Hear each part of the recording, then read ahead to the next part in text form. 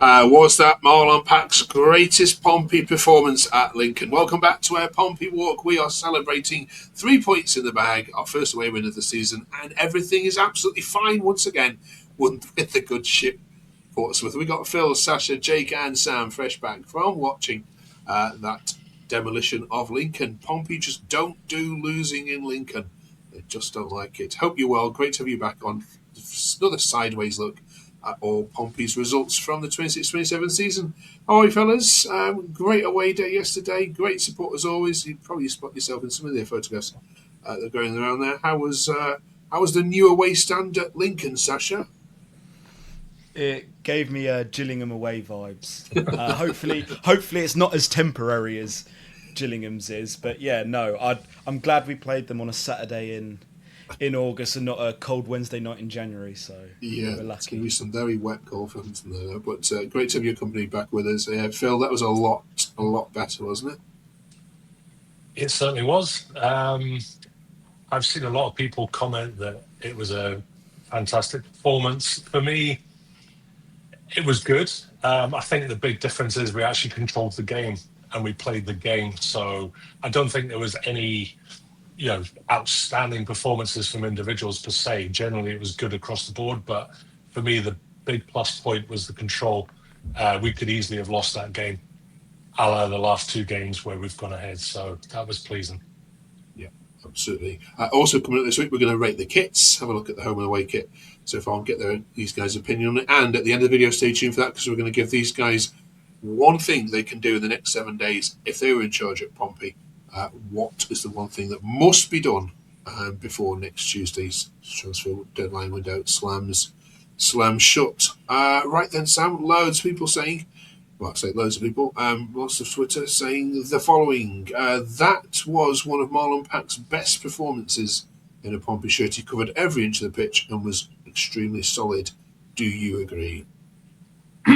Yeah, I'd have to agree with that. He was very instrumental in that performance. And, definitely piggybacking on what Phil's comment said, he helped control the game there. And, he was instrumental in us winning the game. And I have to fully agree with that tweet. Yeah, he gets his critics, Jake, doesn't he, Marlon, at times. But is this a season that you think he can actually hold down his place and become consistent? Yeah, I think quite a few people were surprised he was starting with Adams being on the bench. But he certainly showed that he's got a place in the team, and I think he just leads it so well. We managed the game so much better with him in there. And after going 1-0 up against QPR, if we had him in there, it might have been a bit of a different story. So, I definitely think he can cement a place in the team for sure.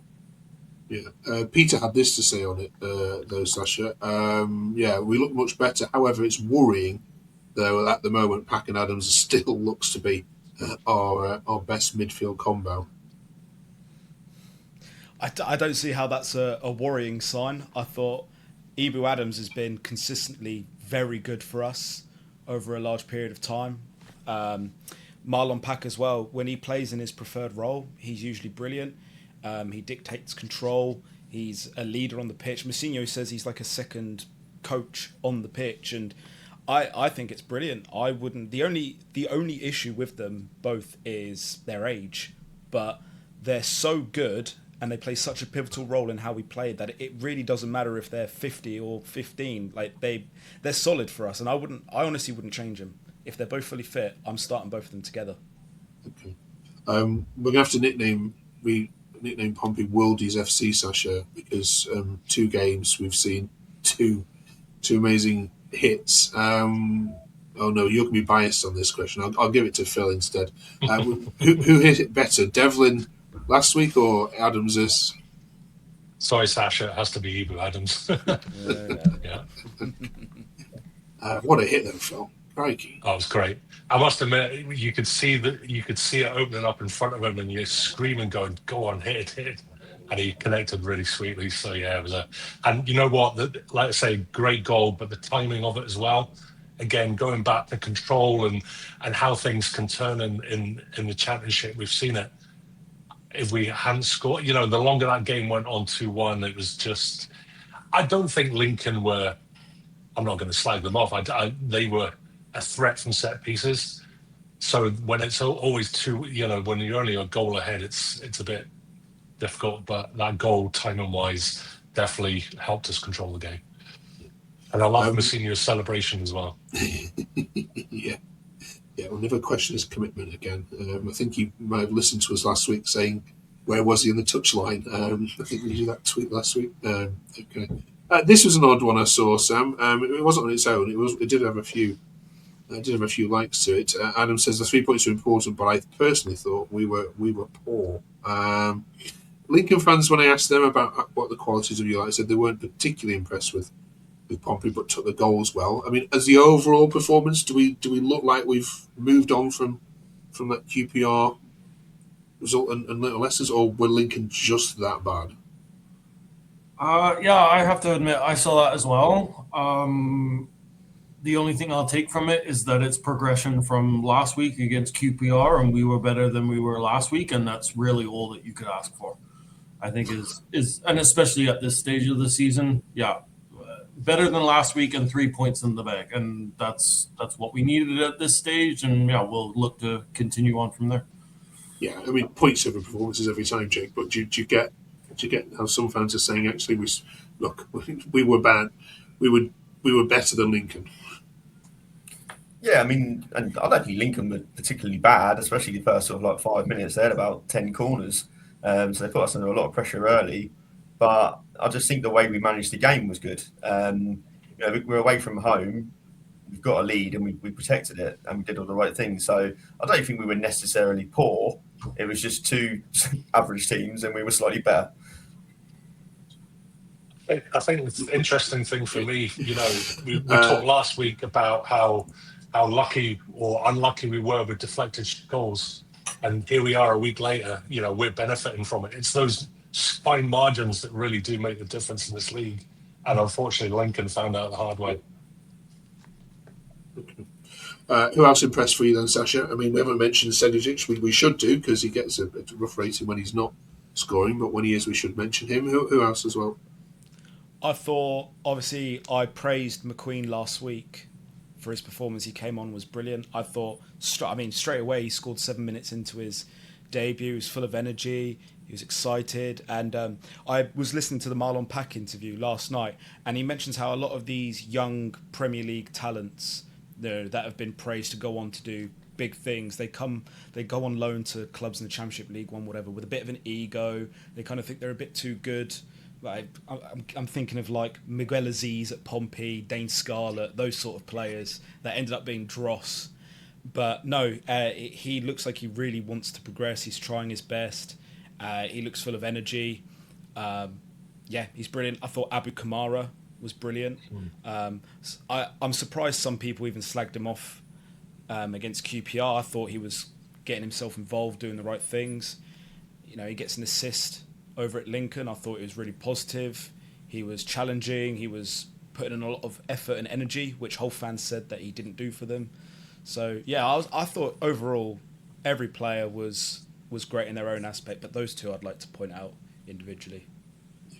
Yeah, and once again, Pompey showed character when the chips were down and people were slagging them off last week. The next week, back they come, and yeah, put us all in our place. So yeah, good on them for doing that. So we talk some transfer news then, some transfer rumours. I don't know if anyone's hearing any, but the big one which Sheffield United fans asked me to talk to you about is Reece Norrington Davis are on loan. Sam, what do you make of this one? Yeah, I don't know too much about him, to be fair, but I think it's probably just another addition to the squad to help bolster the squad. Just going back to what Jake said last week, I do think we're probably going to have to ship some players out in order for some players to come in regards to that. So, but it'll be exciting to see what happens in the next week or so. He wouldn't be starting, Phil, presumably on the left. He'd just be cover, wouldn't he? I would imagine it would be cover, but I think it's definitely something we need. We've seen before Swanson can get injured. Yeah, we've obviously loaned Williams out, Ogilvy's out, So one injury can really give us a few headaches. So yeah, I don't know much about them in terms of quality, etc. But it's certainly a position I would hope we strengthen in before the window shuts. Any other rumours we're hearing? Jake, I read Hayden Matthews potentially again. I don't know if that's true or not on loan. But anyone hear anything else? Luke Chambers, I heard, the left back who was at Charlton last year on loan from Liverpool. So I think we're looking at him as well. So it'd be one of the two, I'd have thought. Yeah, I definitely don't think we're buying any players at this point now. I just think it will be more local players to cover our bases. Okay. Yeah. Still to come. We'll ask these four what they think they need to do in the next 7 days. In a second, shall we look at some kits then, as we always do this time, and then we'll talk about Bristol City as well in a minute. I mean, I've only got two. I mean, is there a third kit out? If there is, I've missed it. It's coming. No. It's coming. It's coming. Okay. What colour do we want the third kit then, Sasha? I think a black and gold would be the perfect third kit. Right. And there's not much you can do, Jake, with a Pompey home kit. But I mean, do you like this effort? Yeah. I like both of them. To be fair, I think the away one looks a little bit like Brazil. So let's hope we play like it. There was a couple of times yesterday, a couple of moves. I thought, God, it could be Brazil, but So I like both kits this year. I think they're good, and I like Sasha. I think it probably will be black and gold, the third kit, but we'll wait and see. I mean, there's nothing wrong with them, but I mean, we're talking to Birmingham City fans earlier who've also got Nike doing their kits, and I don't know, Phil. It just looks a very lazy template they just pulled out of anywhere and not really thought too much about the design. Yeah, Birmingham City's away kit is a copy of ours, so I would definitely throw that accusation there. But I take the point. I'll be honest. I'm not sure I'm the biggest fan of Nike. I think we have suffered from some really bland templates over the last 8-9 years. I would rather see us change kit supplier, but I'm not sure. I don't think that's going to happen anytime soon. But I'm not going to lose too much sleep over it. It's fine. No, okay. Sasha, got them both yet? Washed them? Did they wash well? Yeah, I mean, I'm wearing the home shirt right now. Hoping to get the away one for Christmas or something, maybe, because I love it. I think it's gorgeous. Yeah, the yellow one is probably the best one that Nike have put out for a while. But and that yellow one, it's the details on the back are really cool because it's based on the '98 yellow one, I think it's supposed to be. And one thing as well that we got to mention is both of the kits have details in regards to the city's 100th birthday or something like that. So that's really cool detail. Okay. Thanks for that, Sam. Excellent history lesson. Yeah. I still like the one you're wearing far better. It needs to, just a bit more. Yeah.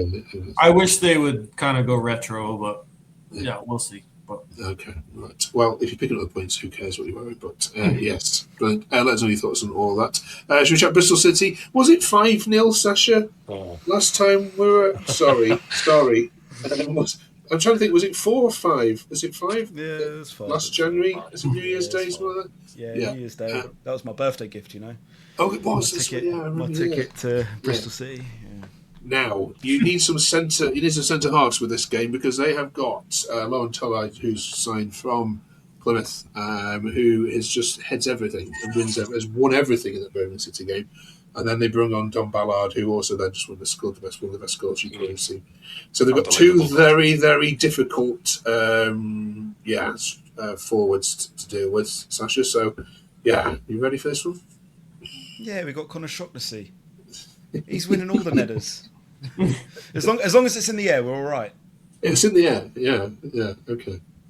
But you're going to Ashton Of course you are. Yeah. Okay. We'll be back in 7 days' time to review all of that. And finally, then leaving these four in charge of Portsmouth for 1 week. What is the one thing that you would do? It doesn't have to be transfer window either. You could sell a player if you wanted to. What's the one priority that needs to happen between now and next Tuesday? Here come these four with their answers, and I will catch you the other side of Bristol City as well. Did we talk about the cup? We didn't mention the cup, did we? Do we care about the cup, Phil? We're not in it. Oh, well, that's why we didn't talk about it. I was going to say, not the League Cup. We're not. That's the reason why I didn't have any notes on the cup. I was like, okay, well, I must have missed doing the research on that. No, clearly, No. yeah, because you're out. Brilliant. We got knocked out by West Ham. Yeah. Of course you did, yeah. Yeah. I knew that. That's why it says no notes on Carabao Cup. Right, here's 4 people that know what they're talking about. See you next week. So apart from sacking us and being in charge, which I think the best thing we could do, I'll be honest, I think after yesterday, I'm now worried that Murphy is that's him. I just don't think Murphy is coming back to be Murphy that he was. So I think we really need to go out and sign. I know you said, Sam, the rest of the transfers will be loans, but we've got to go out and sign someone on that first choice left winger. For all that Lightning McQueen is good and has been amazing the last 2 games, we can't rely on a 17-year-old for the whole season. That's just going to be a disaster. No disrespect to him. Yeah. So getting a proper Murphy replacement for me is probably suddenly become the biggest priority. Yeah, and the issue I think will be with that is that we've already spent quite a bit of money, and at this stage of the transfer window, like if you want a player of the caliber of Murphy to replace him, like you're gonna have to spend quite a bit, right? And it's whether the owners are gonna spend that. So, yeah, it'll be interesting to see what happens with that. I've seen quite a few rumors with Bishop being sold, but with Matthews out now for a bit, I don't think that's going to happen. So I would dip into centre-back and look to get a centre-back replacement or centre-back reserve in the transfer window here for that. That's where I would go. I thought Bishop was actually quite good yesterday. I know he's obviously had so many critics. If you go online on any sort of like whatever social media you go on, he's always getting slated. But I was happy for him yesterday because I thought he held the ball up well. Obviously, it's a shame he didn't get a goal, but yeah, I thought he did well. I think obviously we need to wait for Moretti to actually be fit to see what he's going to be like and see if he's going to be like a permanent replacement. But yeah, the Bishop saga, I think, will roll on for a few more weeks. Mm-hmm. I personally think that a left back is something that we need more than anything because Zach Swanson, as great as he is, he's first of all not a natural left back. He can get injured quite often, as we've seen. The Brentford guy, I think he played centre-back yesterday. I thought he was okay, but again, we can't be relying on a young lone player to fill such an important position. And we know Conor Ogilvie is now going to be out for quite a substantial period of time. So I think getting in a left-back, whether that be Luke Chambers or whoever else, just to cover ourselves till the end of this season or until January at least, is vital. How long's Paul out for? Do we know? Is it hamstring, wasn't it? He's back. He's back for next week. I think it's a precaution. Yeah. So, I mean, we have still got Knight still there, and Dia came on. Did Dia come on yesterday? No, he was on the bench, wasn't he? Yeah. He was on the bench, yeah. So, he's still around. So we have still got a few centre-backs, haven't we? But I think you're right. I think left-back's got to be priority, really, with Ogilvie looking like he's going to be out a little bit longer. The problem is, of course, it's not just one, is it? Let's be honest. I think that centre midfield, all as good as Pack was yesterday, I think that game was fine for Pack, but put them up against a team. I still have nightmares against Ipswich away last year when him and LaRue just got completely bypassed. Any team with pace will absolutely destroy him. But a team, like I say, the game suited him yesterday and he did really well. But I think we need another centre midfielder as well. So I think there's probably at least 4 positions we need, but whether we get them is another debate, of course. And with Mark saying that we're in charge, I'm not saying change it, but I'm saying start to think about it is Schmidt in goal. Like I'm not entirely confident with him right now, especially with his performance at QPR. But I mean, just start to think about it. But yeah, I haven't seen anything of the lad they got in over the summer. So, but I mean, that the first goal at QPR, you should have done better with. And then obviously, I said in the group chat, didn't I? He's panicking me from crosses, and then the next 3 crosses he came out and claimed. So I think he somehow hurt me. but I think he was better. I think he was better yesterday than what he was in the QPR game. But it's something to think about, isn't it? I think his biggest problem is his distribution, and we play a lot of long balls from goal kicks, and the amount of times home and away we see Schmidt try to, give a long ball out to either one of the wings, and it's going out for a throw in 80-90% of the time. And look, I know it's not easy. I've been there. It's trying to hit them perfectly is not a walk in the park, but it's so rare where he manages to pull it off right, and we're just giving away possession cheaply. And in the Championship, when you've got these multi-million-pound players that are rapid and all sorts and very technical, you just don't want to be giving them more of the ball than they need to have. Yeah, fully agree with that. Yeah, like I say, I'm really disappointed. I mean, Schmidt, if you think back to our first season of the Championship, was unbelievable, and that injury last year just seems to have affected him, whether it's a confidence thing or what. But I agree, I've noticed, especially yesterday, a lot of the balls going out. I always remember Paul Cook always used to say, players are at the best when they're not playing. So I don't know what this our backup keeper's like. I've not seen anything of him, but yeah, they will. If it continues the way it is, I can see a bit of a Will Norris moment perhaps, and he gets dumped. But we'll see. Like I say, he did fine yesterday. So. Yeah, like I said, it's not something drastic we need to change right now, but it's maybe something in the back of our minds that we need to start thinking about. Yeah. All right. Cool. All right. Well, cheers, boys. Yep. Always a pleasure. Yep. Same again next week, I suppose. Yeah. Oh, of course. I've got no expectations for next against Bristol, especially after Ballard's goal yesterday. That was just cool. Yeah, some goal out, wasn't it? I thought we had goal of the season, and then he scores that. Exactly. So. Yeah, I'm not having that much hope at all, but no. you never know. It's Pompey. You never know. Yeah, exactly. We've got them early in the season. Maybe they haven't really established themselves yet. So fingers crossed. As long as it's not 5-0. Yeah, definitely not. Cool. All right. Well, I'll speak to you then. All right. See you later, guys. Cheers all. Bye. Have a good one. See you later.